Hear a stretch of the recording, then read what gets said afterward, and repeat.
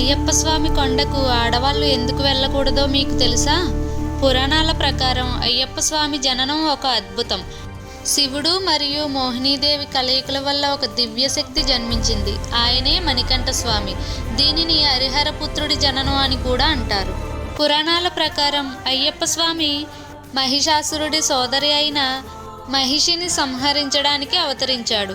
యుద్ధంలో అయ్యప్ప స్వామి చేతిలో మహిషి ఓడిపోయిన తర్వాత ఆమెకు శాప విమోచనం కలిగి ఒక అందమైన యువతిగా మారుతుంది. ఆమెను లీలావతి అని కూడా పిలుస్తారు. ఆమె అయ్యప్ప స్వామి తేజస్సుకు ముగ్ధురాలై స్వామిని వివాహం చేసుకోమని కోరుతుంది. అయితే లోక కళ్యాణం కోసం తాను ఆజన్మ బ్రహ్మచారిగా ఉంటానని అయ్యప్ప ఆమెకు చెబుతాడు. కానీ ఆమె కోరికను గౌరవిస్తూ ఒక షరతు విధిస్తాడు. ఏ రోజైతే నా దర్శనానికి కొత్త భక్తులు కన్యస్వాములు రాకుండా ఉంటారో ఆ రోజు నేను నిన్ను వివాహం చేసుకుంటాను అని. అప్పటి వరకు ఆమెను శబరిమల కొండపై మాలికాపురత్తు దేవిగా కొలువుదీరమని కోరతాడు. ప్రతి ఏటా వేలాది మంది కన్యస్వాములు అయ్యప్పను దర్శించుకుంటూనే ఉంటారు.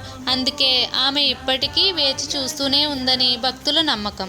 అయ్యప్ప స్వామి అక్కడ కఠినమైన బ్రహ్మచర్య దీక్షలో ఉంటారు కాబట్టి యవ్వనంలో ఉన్న మహిళలు రాకూడదనే నియమం పురాతన కాలం నుండి వస్తుంది. ఒకవేళ వెళ్తే మాలికాపురత్తు దేవిని అవమానించినట్లు అవుతుందని ఒక నమ్మకం.